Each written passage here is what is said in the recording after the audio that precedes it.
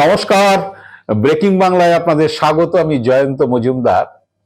বাংলার ঘরে ঘরে হচ্ছে এখন একটাই আলোচনা, যে বিশেষ করে মহিলাদের মধ্যে, যে তারা অন্নপূর্ণা ভান্ডারের টাকা পাবেন কিনা, মানে ৩,০০০ টাকা পাবেন কিনা। আজ বুধবার হচ্ছে অন্নপূর্ণা ভান্ডারের উপভোক্তাদের আনুষ্ঠানিকভাবে অ্যাকাউন্টে টাকা দেওয়া হবে।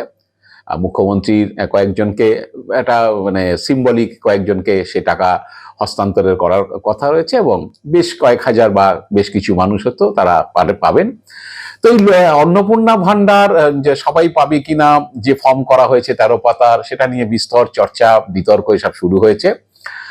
ইতিমধ্যেই এই দপ্তরের যে মন্ত্রী, নারী ও শিশু কল্যাণ দপ্তরের মন্ত্রী অগ্নিমিত্রা পাল বলেই দিয়েছেন, যেটা নিয়ে বিতর্ক হয়েছে, যে ফর্ম ফিল আপ করা মানেই কিন্তু টাকা পাবেন না। তাই তথ্যগুলো না হচ্ছে ভবিষ্যতের অন্য প্রকল্পের জন্য। দিলীপ ঘোষ বলেছেন যে সরকারি চাকরি করেন, স্বামী স্বামী ইঞ্জিনিয়ার, স্বামী হচ্ছে স্কুল টিচার, তার বউরা কেন পাবে? এসব নিয়ে বিতর্ক হয়েছে, যে তাহলে কি তারা পেরেক পুঁতে দিলেন, মানে অ্যাপ্লাই করলেই পাবেন না, এসব হয়েছে।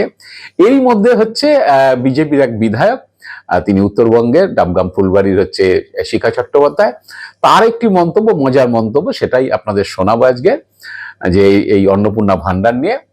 তো একই সঙ্গে আসি যে এখন অনেকে হাত কামড়াচ্ছেন। আমি অনেকের সঙ্গে কথা বলেছি এই বিতর্কগুলো যখন হচ্ছে, অন্নপূর্ণা ভান্ডার, যুবসাথী প্রকল্প থাকবে কিনা, হকার উচ্ছেদ নিয়ে, লাভ জিহাদ, এইসব, এই যে হিন্দুত্বের ধ্বজাধারী নিয়ে, ধ্বজাধারীরা মানুষের বাড়িতে গিয়ে হচ্ছে নানান ধরনের হুমকি টুমকি দিচ্ছেন। তো এই নিয়ে বিস্তারিত আলোচনা করবো আজকে ভিডিওতে। তো তার আগে আপনাদের কাছে অনুরোধ রাখছি, যে যারা আমার চ্যানেলটিকে সাবস্ক্রাইব করেছেন তাদের কাছে অনুরোধ যে আপনারা লাইক কমেন্ট করুন, আর যারা এখনো করেননি সাবস্ক্রাইব, তাদের কাছে অনুরোধ যে আপনারা চ্যানেলটিকে আমার সাবস্ক্রাইব করুন, বেল আইকনটি প্রেস করুন, এবং হচ্ছে অল অপশন বাটনটি চাপুন, যাতে আমার ভিডিও সময় মতো পেতে পারেন। আর দর্শক বন্ধুদের কাছে অনুরোধ, যদি ভিডিও ভালো লাগে তাহলে বন্ধু বান্ধবদের কাছে শেয়ার করুন।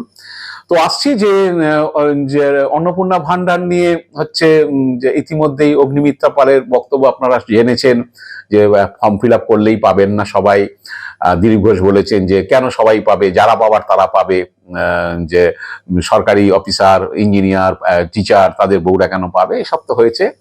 ইতিমধ্যে একটা ভিডিও ভাইরাল হয়েছে, আমি উত্তরের কথা বলে একটা নিউজ চ্যানেলে সেটা দেখলাম, সেই ভিডিওটা ভাইরাল হয়ে গেছে মঙ্গলবার দিন। তাতে ডাবগ্রাম ফুলবাড়ির, জলপাইগুড়ি ডাবগ্রাম ফুলবাড়ির বিধায়ক শিখা চট্টোপাধ্যায় তিনি বলছেন যে সোনার চেন, মোটা চেন এসব পড়লে মহিলারা যারা পড়েন তারা অন্নপূর্ণা ভান্ডার পাবেন না, কারণ এটা নাকি করা হয়েছে গরিব মানুষদের জন্য। তো শিখা চট্টোপাধ্যায় কি বলেছেন আমি আপনাদের একটু শুনিয়ে দিই, শুনুন শিখা চট্টোপাধ্যায়ের বক্তব্য। সোনার গয়না পরে, মোটা চেন পরে লক্ষ্মীর ভান্ডার নিতে যাবে, অন্নপূর্ণার ভান্ডার নেওয়া কিন্তু ওইভাবে যাবে না। গরিব মানুষ যে সেই পাবে, সেই ব্যবস্থাই করা হচ্ছে। অন্নপূর্ণার ভান্ডার যাদের প্রয়োজন তারাই পাবে, যাদের প্রয়োজন নেই তারা কিন্তু পাবে না, যার জন্যই বাড়ির সদস্যদের নাম এবং কি করে সেগুলো জানতে চাওয়া হয়েছে। আপনারা শুনলেন শিখা চট্টোপাধ্যায়ের বক্তব্য, যে এই রকম সবাই পাবেন না, যারা এরকম আর কি স্বাবলম্বী বা সোনার চেন টেন পরেন, ইয়েতে পরে, তাই নিয়ে দেখলাম বিস্তর হচ্ছে কমেন্ট হয়েছে, যে এগুলো ভোটের আগে এসব কথা কোথায় গিয়েছিল, তখন কেন বলেছিলেন যে সবাই হচ্ছে পাবে। মুখ্যমন্ত্রী শুভেন্দু অধিকারী বলেছিলেন 1 জুন থেকে লক্ষ্মীর ভান্ডার যারা পান তাদের অ্যাকাউন্টে 3,000 টাকা করে ঢুকবে। বিজেপির অন্য নেতারা বলেছেন লক্ষ্মীর ভান্ডার যারা পান সবার অ্যাকাউন্টে 3,000 টাকা করে চলে যাবে। তো এইসব কথা তখন কেন বলেছেন? অনেকে বলেছেন যে ভোট কিন্তু আবার আসবে, আপনাদের কিন্তু ভোটের মুখোমুখি হতে হবে, ভোটের আগে এইসব কথা বলেননি, এখন এইসব কথা বলছেন, সবাই পাবে না। তো এই নিয়ে যা হয় কমেন্ট সেকশনে দেখলাম একদম সাংঘাতিক হচ্ছে, সমস্ত বিতর্ক হচ্ছে, এবং মানে বিতর্কিত মন্তব্য সব হচ্ছে, এবং মূলত এই বিধায়ককে আক্রমণ করে বা বিজেপিকে আক্রমণ করে বা নতুন সরকারকে আক্রমণ করে সেসব হচ্ছে। তো আমি যেটা দেখলাম যে এর যে অনেকেই এখন বলাবলি শুরু করেছেন, এটা নিয়েও শুরু করেছেন। বিজেপির যারা সমর্থকরা আছেন তারা বলছেন সত্যি কেন সবাই পাবে, সত্যি কেন সবাই পাবে, যারা দরিদ্র মানুষ, গরিব মানুষ, তাদেরই পাওয়া উচিত, অন্যদের পাওয়া উচিত না। আবার অন্যদিকে বিতর্ক যদি তাই হয়, তাহলে বলেই দিতে পারতো যে উইকার সেকশন যারা আছেন মহিলারা, তারা পাবেন, বাকিরা কেউ পাবেন না। আমরা সেই মহিলাদেরই স্বাবলম্বী করতে চাই আর্থিকভাবে, যে আমরা তাদেরকেই টাকা দিতে যাই 3,000 টাকা করে। এটা ভোটের আগে বললেই হতো খোলাখুলি। ভোটটা নিয়ে নেওয়া হয়েছে, 5 বছরের জন্য তো সরকার গঠন করে ফেলেছি, তারপরে এবার মুখ মুছে দিলে কি যায় আসে, আমাকে তো আর 5 বছরের আগে সরকার থেকে ফেলতে পারবে না, এই সব বিতর্কগুলো রয়েছে। তো এবার হচ্ছে যে পরের পর কতগুলো ঘটনা ঘটেছে, আপনারা জানেন নিশ্চয়ই, যে এই সরকার আসার পরে, যদিও সরকার বলছে আমরা করছি না, রেল করছে, রেল কর্তৃপক্ষ জানেন স্টেশনের হাওড়া শিয়ালদা থেকে শুরু করে সারা রাজ্যে সমস্ত বড় স্টেশন, ছোট স্টেশনে, স্টেশনের প্ল্যাটফর্ম এবং স্টেশনের বাইরে রেলের যে জায়গা, সমস্ত হকার উচ্ছেদ করে দিয়েছে। এবং সেই নিয়ে হকাররা কান্নাকাটি করছে, তারা বলছে যে আমরা অনেক আশা নিয়ে বিজেপিকে ভোট দিয়েছিলাম, মানে তারা ওই পাল্টানো দরকার, চাই বিজেপি সরকার, এই স্লোগানে তারা বিশ্বাস করেছিলেন, করে হচ্ছে তারা ভোট টোট দিয়েছিলেন যে বিজেপি আসলে ভালো কিছু হবে, কিন্তু তাদের পেটে লাথি পড়ে গেল।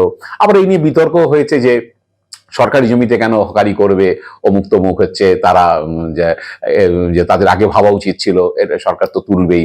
আবার যে মুখ্য সচিব মনোজ আগরওয়াল দেখলাম বললেন যে ওটা রেল করছে, ওটা সরকারের কোনো ব্যাপার না। তো সরকারি রেলের জায়গা ছাড়াও পশ্চিমবঙ্গ সরকারের জায়গা বা পুরসভার জায়গা, এইসব জায়গাতে বহু জায়গাতে হচ্ছে হকার উচ্ছেদ হয়েছে।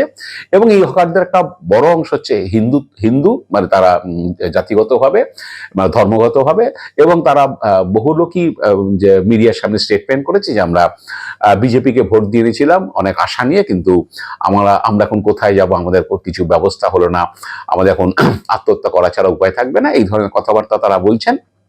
তো এ তো গেল যে অন্নপূর্ণা ভান্ডারে একদল লোক হতাশ হয়েছেন, একদল মহিলা যে কি করবেন বুঝে উঠতে পারছেন না, অনেকেই ফর্ম ফিল আপে আগ্রহ দেখাচ্ছেন না, এসব হয়েছে যা হওয়ার।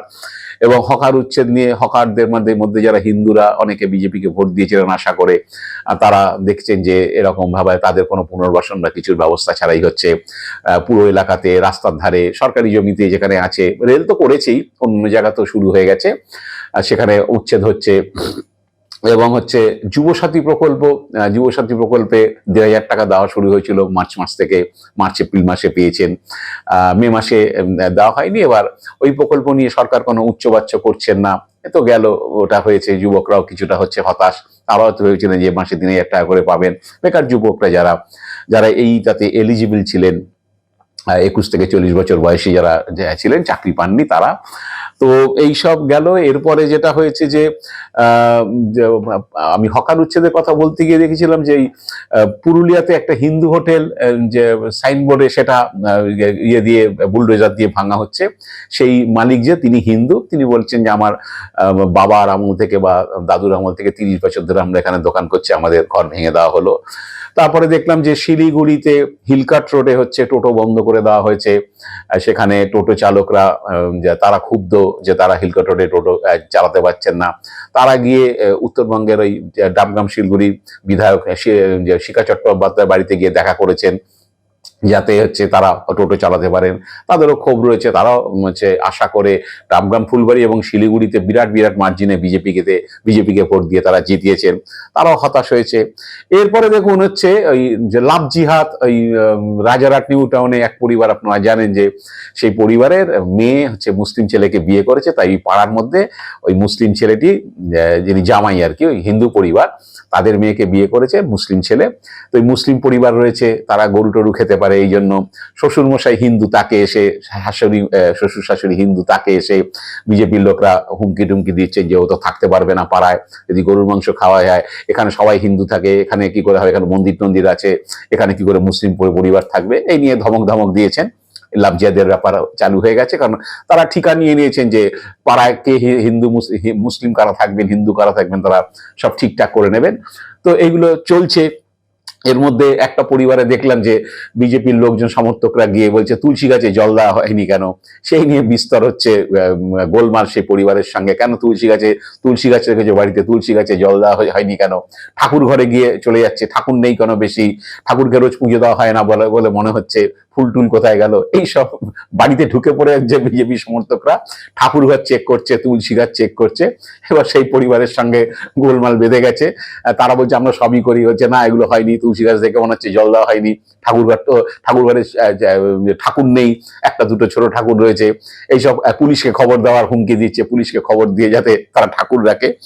এই গেল। আবার যে ইয়েতে হয়েছে, ঠাকুরনগরে হয়েছে, সেখানে এক পরিবারের হচ্ছে বাড়ির দেওয়ালে দেবীর মূর্তি, অনেকে রাখেন যে বাড়ির দেওয়ালে যাতে কেউ দেয়াল টেয়াল লিখে না যাবে, অনেকে আবার যে প্রস্রাব করে, সেই জন্য দেখবেন এই যে ঠাকুরের যেসব টাইলস ফাইলস আছে সব লাগিয়ে রাখে, তারা ইয়ে করে দেওয়ালের মধ্যে গেঁথে রাখে, যে বিভিন্ন দেবদেবীর মূর্তি, কেন বাড়ির দেওয়ালে দেবদেবীর মূর্তি লাগানো হয়েছে এই নিয়ে সেই পরিবারের উপর চড়া হয়ে সে বিরাট হচ্ছে যে গোলমালের ঘটনা। সে পরিবার কিছুতেই মানতে চাইছে না, তারা বলছে আমরা লাগিয়েছি, ঠিক আছে আপনারা তাহলে খুলে নিন, এসব হলো। তো এখন আমি যেটা হয়েছে যে এই অন্নপূর্ণা ভান্ডার, যুবসাথী যারা 3,000 করে 1,500টা 3,000 হয়ে বলে ভোট টোট দিয়েছিলেন, দিয়ে এখন একটু হতাশ। আমি কিন্তু ভোটের আগেও আপনাদের বলছি, অনেকের সঙ্গে কথা বলেছিলাম যে আপনারা কি মনে করছেন যে এই 3,000 টাকা দেওয়া হবে নাকি এটা জুমলা? কারণ হচ্ছে বিরোধীরা বা যে তৃণমূল বলছে যে বিজেপি দেবে না, কোনো রাজ্যে দেয়নি, এরকম দিল্লিতে দেবো বলে দেয়নি, তা সত্ত্বেও হচ্ছে কি বলে এখানে এইসব বলছে 3 টাকা দেবে। তো তখন অনেকে, যেটা আমি বলছি যে আসলে ফাটকা খেলতে কেন, আমি অনেকের কাছেই শুনেছিলাম, সেটা মহিলা এবং পুরুষ, যারা বলেছিলেন যে বিজেপি 3,000 টাকা দেবে বলছে, তারা নিশ্চিতভাবে ভোটটা দিয়েছেন, কারণ বিজেপির 1 লাফে 7% ভোট বেড়ে গেছে। এখন বিশেষজ্ঞরা মনে করছেন, রাজনৈতিক বিশেষজ্ঞরা, যে অন্নপূর্ণা ভান্ডারটা একটা বড় কাজ করেছে, যে 3,000 টাকা পেয়ে যাব সাধারণ মহিলাদের ক্ষেত্রে। তারা ভেবেছেন যে ভোট দিলে 1 জুন থেকে 3,000 টাকা অ্যাকাউন্টে ঢুকে যাবে, সেই আশায় তারা অনেকে ভোট দিয়েছেন। কিন্তু তখন আমি অনেককে জিজ্ঞেস করেছিলাম, যেটা আপনার কি মনে হচ্ছে এটা বাস্তবসম্মত, এটা কি দেবে?